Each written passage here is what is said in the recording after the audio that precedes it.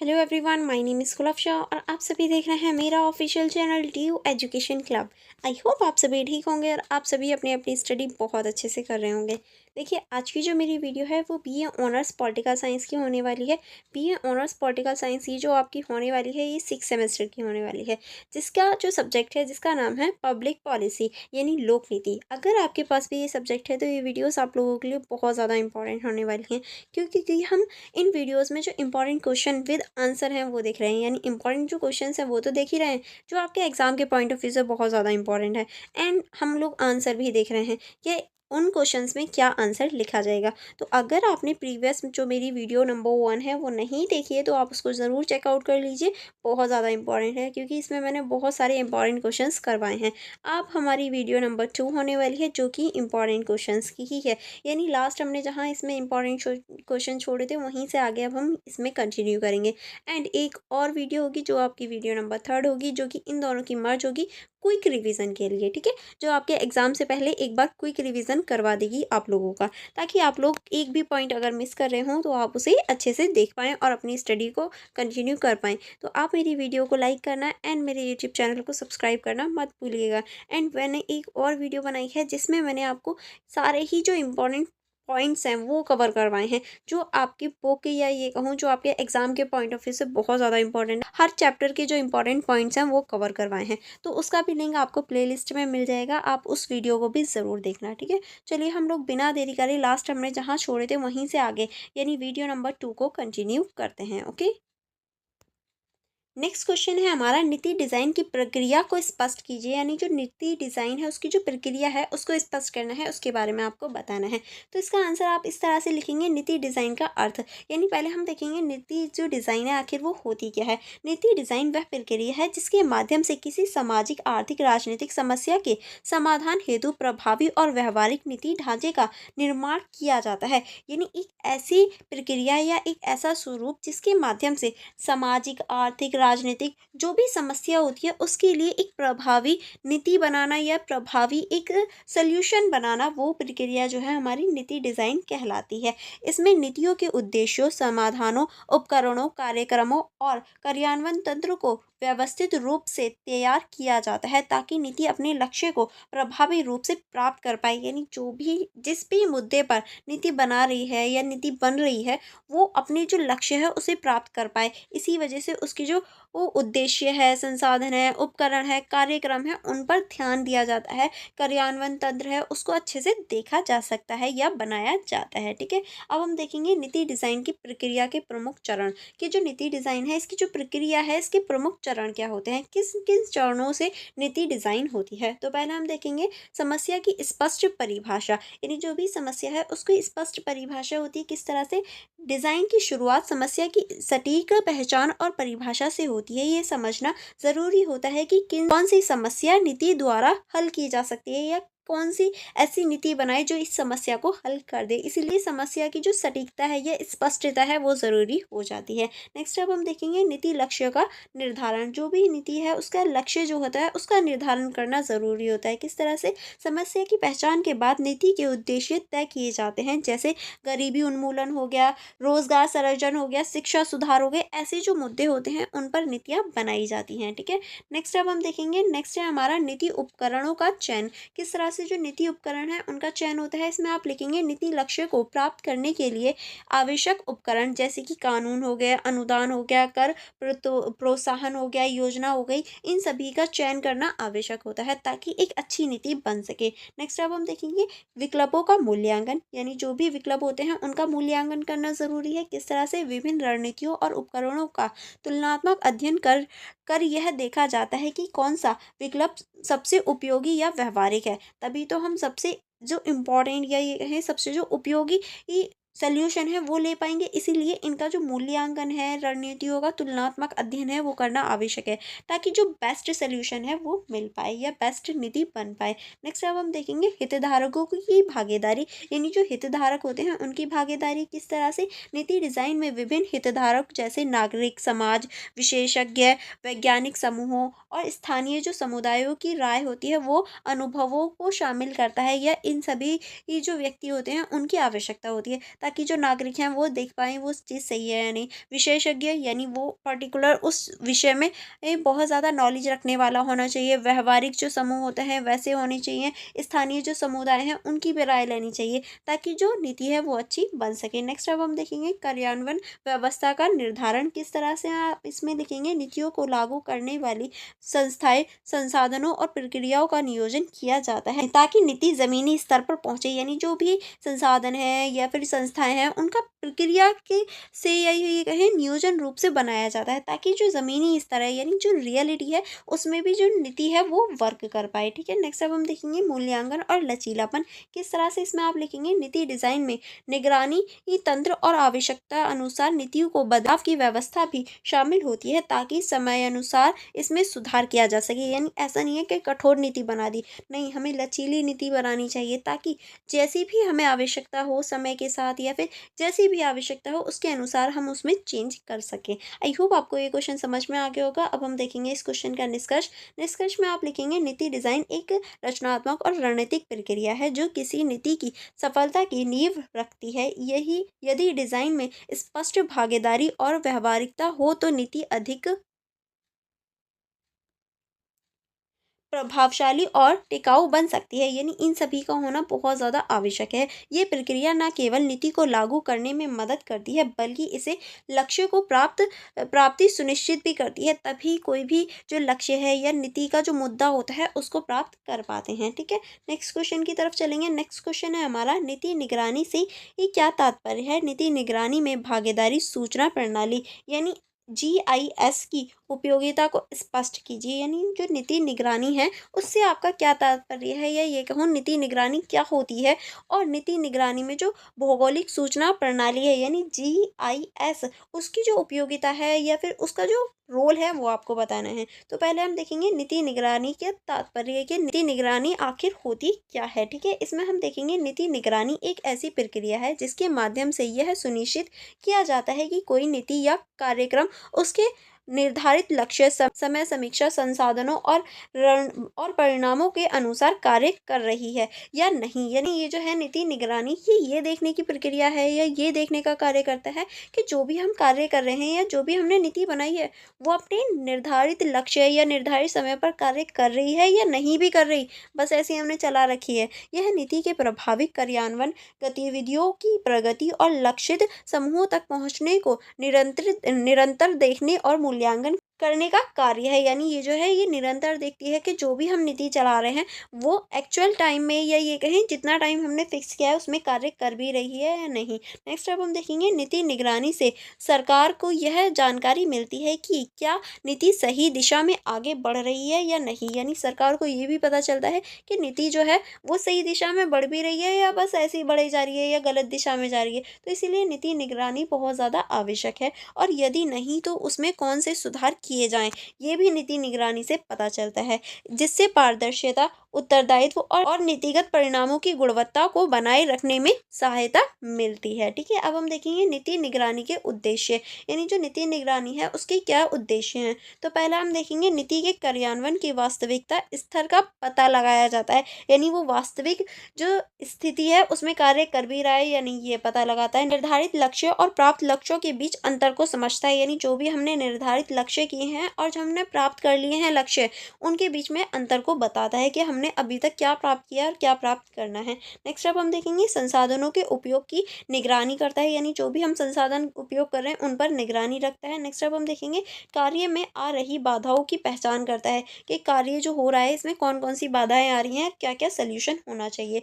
Next अब हम देखेंगे नीति में आवश्यक सुधार हेतु सुझाव देना। यानी अगर कोई भी समस्या आ रही है तो क्या क्या सुझाव होने चाहिए, क्या क्या हमें सुधार करनी चाहिए, इसका सुझाव देता है। नेक्स्ट अब हम देखेंगे GIS यानी भौगोलिक सूचना प्रणाली की संकल्पना। यानी जो भौगोलिक सूचना प्रणाली है इसकी जो संकल्पना है अगर हम इसके ऊपर चर्चा करें तो इसमें आप लिखेंगे GIS यानी एक कंप्यूटर आधारित उपकरण है जो स्थानीय विशिष्ट डेटा को संग्रहित, विश्लेषण और प्रदर्शित करने की सुविधा देता है। यानी ये जो है ये एक कंप्यूटर आधारित उपकरण है जो कि एक विशिष्ट डेटा या फिर ये कहें सामग्री का विश्लेषण करने का प्रदर्शन करता है या उसके बारे में हमें विशिष्ट जानकारी देता है।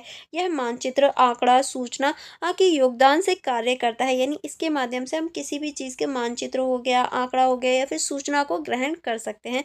और नीति निर्माताओं को भौगोलिक आधार पर सूचना का गहराई से विश्लेषण करने की सुविधा भी दे देता है, क्योंकि हमें कोई भी अगर स्ट्रक्चर बनाना है तो वहाँ की हमें जो भौगोलिक स्थिति है, वहाँ नमी है या नहीं है, ये सारी चीज़ें पता करनी होती है। जो पता करने के लिए जीआईएस जो है ये इम्पोर्टेंट रोल निभाता है। ठीक है, अब हम देखेंगे नीति निगरानी में जीआईएस की उपयोगिता, यानी अगर हम नीति निगरानी की बात करें तो इसमें इसकी क्या उपयोगिता है, क्यों ज़रूरी है। अब आप ये सोचिए कि ये क्यों ज़रूरी है, क्या ज़रूरत है हमें।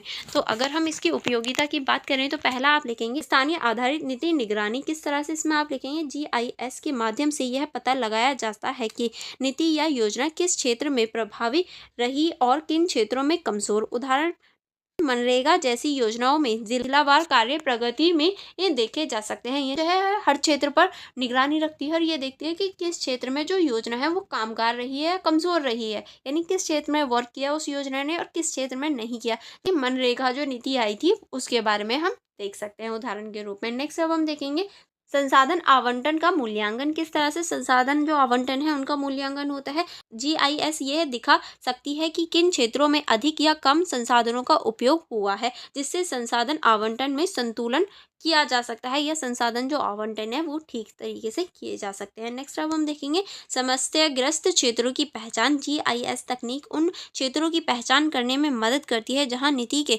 कार्यान्वयन में अधिक बाधा है, जैसे शिक्षा में गिरावट, स्वास्थ्य सेवा की कमी आदि। यानी ऐसे क्षेत्रों को ये ढूंढती है जीआईएस जिनमें अधिक सुविधा या फिर अधिक जो कार्यान्वयन है उनकी आवश्यकता है या बहुत सारी बाधाएं आ जाती हैं, जैसे कि शिक्षा में गिरावट हो गई या स्वास्थ्य जो सेवाएं हैं उनकी कमी हो गई। ऐसे क्षेत्रों को ढूंढकर वहां कार्य करने का कार्य करती है। ठीक है, नेक्स्ट अब हम देखेंगे डेटा विजुअलाइजेशन और निर्णय समर्थन। किस तरह से इसमें आप लिखेंगे नीति निर्माण में डेटा का सही चित्रण आवश्यक होता है। जीआईएस मानचित्रों के रूप से जानकारी प्रस्तुत कर नीति निर्माताओं को बेहतर निर्णय लेने में सहायता देती है, क्योंकि अगर डेटा ही सही नहीं होगा, जो जानकारी है वो ही सही नहीं होगी, तो क्या निर्णय सही होगा या ये कहीं नीतियाँ सही बनेंगी। तो इसीलिए डेटा का सही होना भी ज़रूरी है और जीआईएस जो है वो मानचित्र के रूप में डेटा हमें प्रस्तुत करवाती है, जिसकी वजह से जो आसानी है वो बढ़ जाती है या ये कहें डेटा आसानी से मिल जाता है। नेक्स्ट आप इसमें लिखेंगे आपदा प्रबंधन और पर्यावरणीय नीतियाँ, यानी जो आपदा प्रबंधन है और पर्यावरणीय नीतियाँ हैं उसमें आप लिखेंगे आपदाओं जैसे कि बाढ़ हो गया, सूखा हो गया आदि से प्रभावित क्षेत्रों की निगरानी और पर्यावरणीय नीतियों की निगरानी जीआईएस के माध्यम से अधिक प्रभावी ढंग से की जा सकती है, ताकि जो समस्या वाले क्षेत्र हैं या फिर आपदा वाले क्षेत्र हैं उनमें सही तरीके से नीतियों को लागू किया जा सके। नेक्स्ट अब आप इसमें लिखेंगे शहरी नियोजन और बुनियादी ढांचे की निगरानी, यानी जो शहरी नियोजन है और बुनियादी ढांचा है उसमें निगरानी किस तरह से शहरी विकास, पर्यावरण नीतियां, जल आपूर्ति योजना आदि के कार्यान्वयन में जीआईएस महत्वपूर्ण भूमिका निभाता है। यानी जो हमारे शहरी विकास हो गया, परिवहन जो नीतियां हो गई और जल आपूर्ति की जो योजनाएं हैं उसमें भी जो जीआईएस है वो महत्वपूर्ण भूमिका निभाता हुआ हमें दिखाई देता है, क्योंकि ये आवंटन या ये कहें जो वितरण है वो सही तरीके से इक्वल वे में करता है। नेक्स्ट अब हम देखेंगे व्यवहारिक उदाहरण। अगर हम व्यवहारिक उदाहरण की बात करें तो इसमें आप लिखेंगे स्वच्छ भारत मिशन में जीआईएस का प्रयोग यह देखने के लिए किया गया कि किन क्षेत्रों में शौचालयों का निर्माण हुआ और किन क्षेत्रों में अभी भी खुले में शौच की समस्या है। यानी देखिए जो स्वच्छ भारत मिशन चलाया गया था उसमें भी जीआईएस जो है उसका उपयोग किया गया था, ये देखने के लिए कि किन क्षेत्रों में जो शौचालय है वो बन गए हैं और किन क्षेत्रों में जो शौच है उसकी समस्या अभी भी है, यानी खुले में शौच करने की।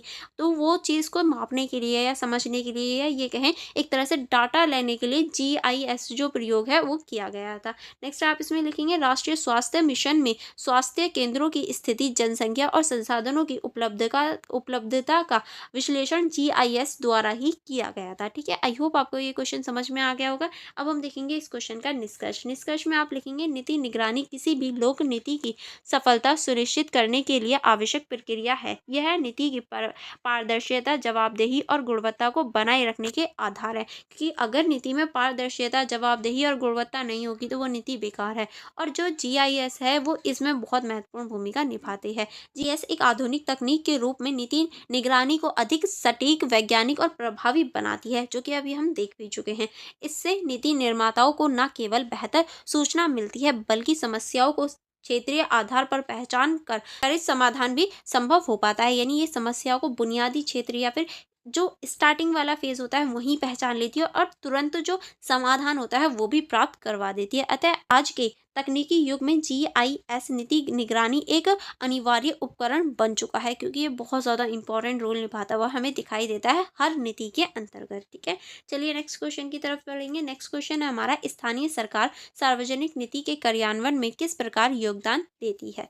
यानी जो स्थानीय सरकार होती है वो किस तरह से सार्वजनिक नीति कार्यान्वयन में योगदान देती है या अपना जो भूमिका है वो निभाती है, ये आपको बताना है। ठीक है, इसका जो आंसर है वो आप इस तरह से लिखेंगे, स्थानीय सरकार और सार्वजनिक नीति कार्यान्वयन। किस तरह से, इसमें आप लिखेंगे स्थानीय सरकार, जैसे कि पंचायत हो गई, नगर पालिका, नगर निगम हो गया, ये सभी हमारी स्थानीय सरकार हो गई। शासन प्रणाली की वह इकाई है जो जनता के सबसे निकट होती हैं, यानी यही जो प्रणाली होती है वो जनता के सबसे पास होती हैं। ये सरकारी केंद्रों और राज्य सरकार की नीतियों को स्थानीय स्तर पर लागू करने का कार्य करती हैं, क्योंकि जो भी सरकार केंद्रीय या राज्य स्तर पर नीतियां बनाती हैं उन्हें लागू करने का कार्य यही संस्था करती हैं। सार्वजनिक नीतियों के सफल कार्यान्वयन में स्थानीय सरकारें सेतु की भूमिका निभाती हैं, जो नीतियों को कागज से जमीनी हकीकत में बदलती हैं। यानी ये जो सार्वजनिक नीतियां होती हैं ये एक तरह से जो कार्यान्वयन होता है उसमें एक तरह से सेतु की जो भूमिका है वो निभाती हैं। सेतु एक आपने सेतु नाम सुना होगा, ये पुल का नाम है। ठीक है,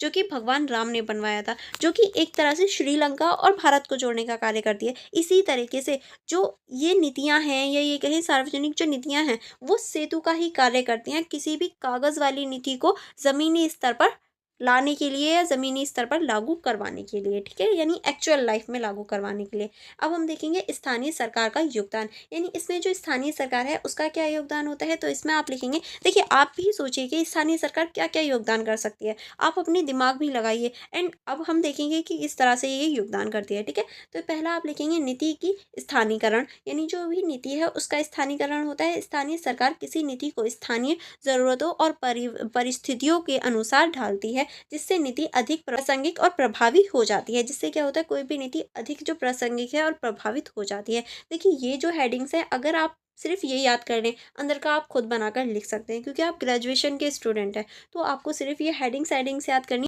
और ये जो अंदर का है इसको याद करने का बहुत अच्छा तरीका है कि आप इस वीडियो को 2 से 3 बार देख लीजिए फटाफट, जिससे क्या होगा ये आपके माइंड में सेट हो जाएगा। तो ये तो याद करने की ज़रूरत नहीं है, बस आपको ये जो हेडिंग्स है ये याद करनी पड़ेगी, ये ऑटोमेटिकली आप बना पाएंगे। ठीक है, नेक्स्ट अब हम देखेंगे कार्य के निकटता का लाभ। किस तरह से कार्य के निकटता का लाभ होता है, इसमें आप लिखेंगे, चूंकि स्थानीय सरकारें ज़मीनी हकीकत से जुड़ी होती हैं, वह समस्याओं की सही पहचान और तेज समाधान में सक्षम होती है, क्योंकि ये जो है इनकी जो जड़ें हैं, ये इनका जो संपर्क होता है वो स्थानीय स्तर पर होता है। इसी वजह से ये तेज जो समाधान है या फिर ये कहें जो सक्षम होती हैं, तेज जो समाधान है उसको देने में सक्षम होती हैं। नेक्स्ट अब हम देखेंगे जन भागीदारी को प्रोत्साहन। किस तरह से ग्राम सभाओं और बोर्ड समितियों के माध्यम से जनता की सीधी भागीदारी सुनिश्चित की जाती है, जिससे नीति कार्यान्वयन पारदर्शी और उत्तरदायी हो जाता है। क्योंकि जब जनता भाग लेती है तो इसमें जो पारदर्शिता है, उत्तरदायित्वता है वो बढ़ जाती है। ठीक है, नेक्स्ट अब हम देखेंगे स्थानीय संसाधनों का प्रयोग।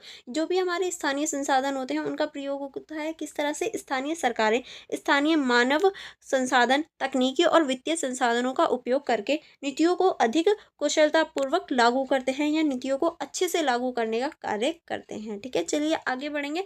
आगे अब हम देखेंगे निगरानी और मूल्यांकन, यानी किस तरह से ये निगरानी और मूल्यांकन करते हैं। इसमें आप लिखेंगे स्थानीय स्तर पर नीतियों की निगरानी करना अधिक सरल होता है। जनता और प्रतिनिधित्व मिलकर नीतियों के प्रभाव की सीधी समीक्षा करते हैं, यानी नीतियों पर अधिक जो निगरानी है या प्रभावशालीता है वो अच्छे से हो पाती है जब हम जनता और प्रतिनिधित्व साथ में मिलकर करते हैं। ठीक है, नेक्स्ट अब हम देखेंगे सेवाओं की आपूर्ति। किस तरह से जो सेवाएं होती हैं उनकी आपूर्ति होती है। इसमें आप लिखेंगे शिक्षा, स्वच्छता, पेयजल, सड़क, स्वास्थ्य जैसी बुनियादी सेवाओं की आपूर्ति स्थानीय सरकार द्वारा की जाती है, जो सार्वजनिक नीतियों के प्रमुख केंद्र होते हैं या प्रमुख अंग होते हैं। यानी देखिए जो हमारी स्थानीय सरकार होती है उसी के द्वारा जो हमारी बुनियादी चीज़ें हैं, जो हमारी शिक्षा हो गई, स्वास्थ्य हो गया, पेयजल हो गया, सड़क हो गई, ये सारी जो बुनियादी जो सुविधा हैं वो हमारी स्थानीय सरकार पूरी कर देती है। उदाहरण के रूप में आप लिखेंगे स्वच्छ भारत मिशन में शौचालय निर्माण और जागरूकता फैलाने का कार्य ग्राम पंचायत ने किया था, तो ये आप उदाहरण लिख सकते हैं। नेक्स्ट आप इसमें लिखेंगे मनरेगा जैसी योजनाओं में ग्राम पंचायतों रोजगार कार्ड जारी करने और काम का प्रबंधन करती हैं, जिससे क्या होता है जो मनरेगा जो योजना है उसको बढ़ावा मिलता है। नेक्स्ट आप इसमें लिखेंगे मिड डे मील योजना का संचालन भी प्राथमिक स्कूल स्तर पर स्थानीय निकायों की निगरानी में किया जाता है, जिससे हमें पता चलता है कि जो स्थानीय निकाय होते हैं वो कितनी इंपॉर्टेंट रोल निभाते हैं। ठीक है, नेक्स्ट अब हम देखेंगे इस क्वेश्चन का निष्कर्ष। निष्कर्ष में आप लिखेंगे स्थानीय सरकारें सार्वजनिक नीतियों के कार्यक्रम की रीढ़ हैं। वह केवल प्रशासनिक इकाई नहीं बल्कि लोकतांत्रिक भागीदारी और जवाबदेही की हक है, क्योंकि देखिए अगर ये रीढ़ ना हो या ये कहें ये ना हो तो किसी भी नीति को एक तरह से ज़मीनी रूप से उसे फ़ॉलो करवाना, ये कहूँ ज़मीनी रूप पे उसे लागू करवाना असंभव है। तो इसी वजह से ये एक रीढ़ या मज़बूत कड़ी के रूप में हम देख सकते हैं। इनकी सक्रियता और सशक्तिकरण से नीतियों का ज़मीनी असर तेज़ और व्यापक हो सकता है, जो कि अभी हमने देखा। ठीक है, चलिए नेक्स्ट क्वेश्चन की तरफ पढ़ेंगे। नेक्स्ट क्वेश्चन है हमारा एम प्रवेश के वैसंगिक मूल्यांकन मॉडल की अवधारणा का विस्तृत विश्लेषण कीजिए।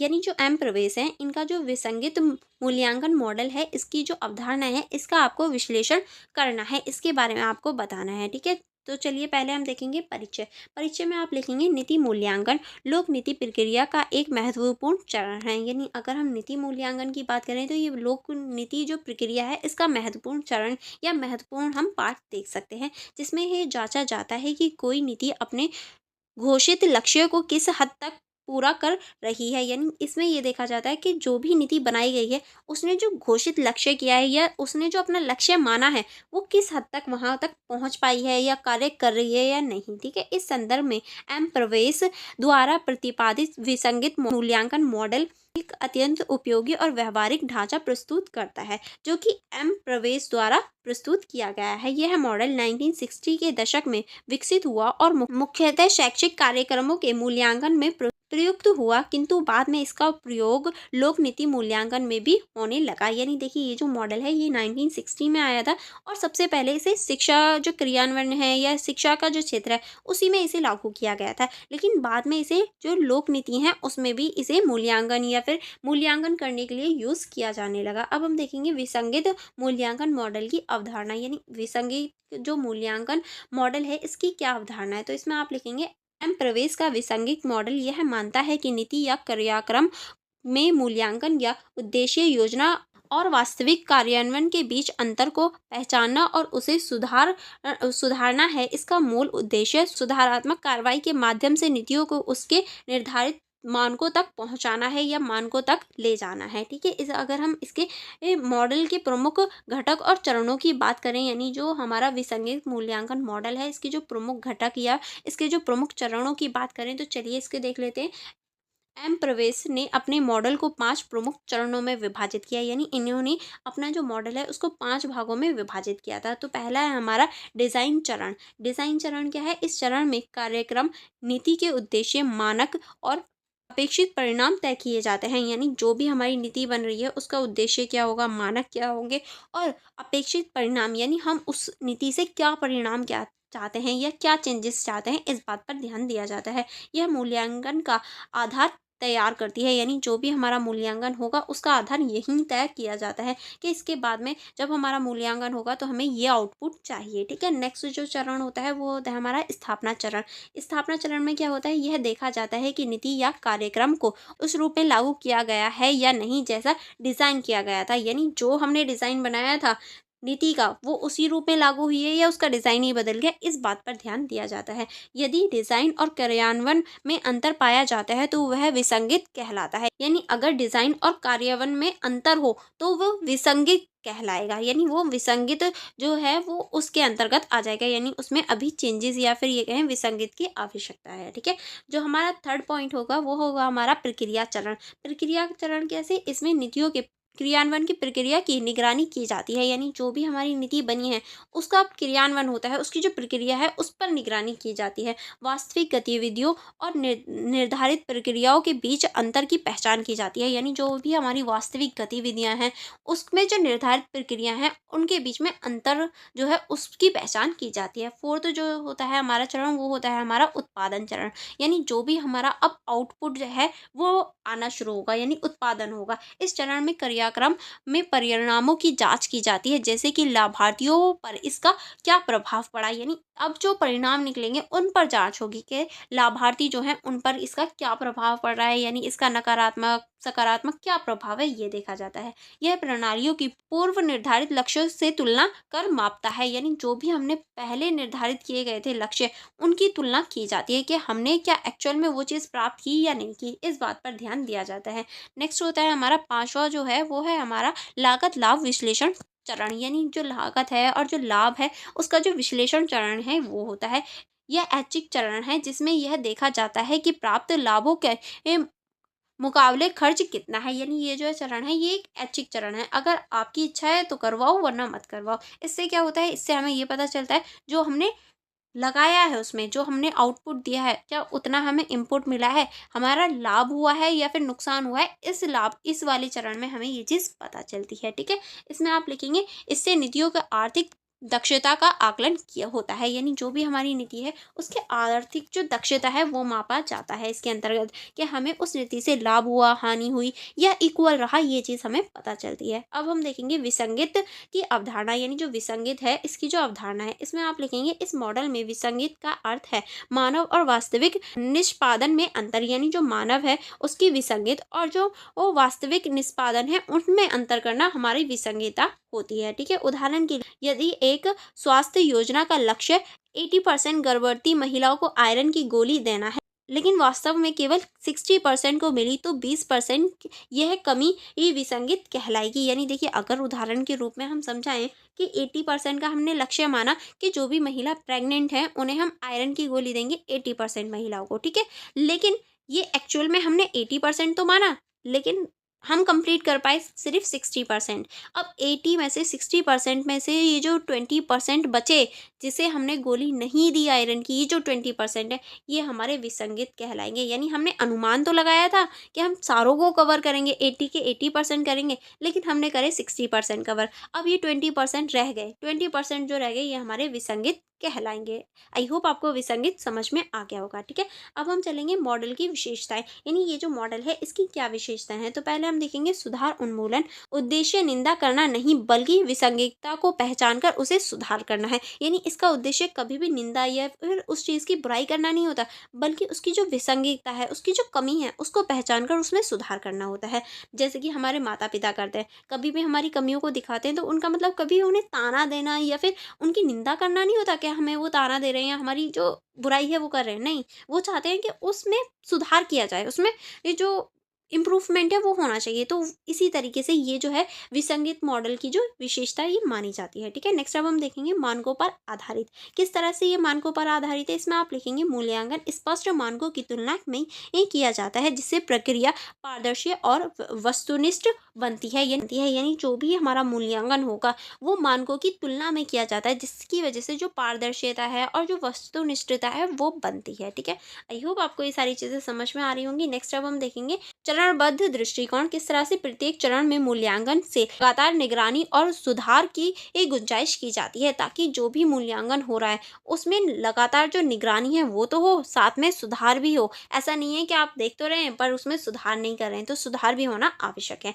नेक्स्ट अब हम देखेंगे समन्वय में लचीलापन, किस तरह से यह मॉडल विभिन्न प्रकार के नीतियों और कार्यक्रमों में लागू किया जा सकता है। चाहे वो कोई भी नीति हो कोई भी कार्य हो उसमें हम इसे लागू कर सकते हैं क्योंकि इसमें लचीलापन है। अब हम मॉडल की अगर सीमाओं की बात करें या फिर इसकी जो बुराइयां हैं उनकी बात करें तो पहला आप लिखें मानकों की अस्पष्टता, किस तरह से जो मानक होते हैं उनकी अस्पष्टता होती है। कई बार नीतियों के स्पष्ट मानक उपलब्ध नहीं होते जिससे ये तुलना मुश्किल हो जाती है क्योंकि स्पष्ट जो आंकड़े होते हैं या मानक होते हैं वो दिए ही नहीं जाते जिसकी वजह से तुलना करना बहुत ज़्यादा मुश्किल हो जाता है। नेक्स्ट आप इसमें लिखेंगे डेटा एकत्रण करने की कठिनाइयाँ, किस तरह से जो डेटा है वो उसको एकत्रित करने की कठिनाइयाँ होती हैं। तो इसमें आप लिखेंगे प्रत्येक चरण के लिए विश्वसनीय और उपयुक्त डाटा जुड़ाव कठिन हो सकता है, क्योंकि अगर हम हर किसी के डाटे को देखें तो हर किसी पे हम विश्वास नहीं कर सकते और उसको एकत्रित भी नहीं कर सकते। इसी वजह से विश्वसनीयता वाला जो डेटा होता है उसको एकत्रित करना, यानी जिसपे हम विश्वास कर सकें, जो ट्रू हो,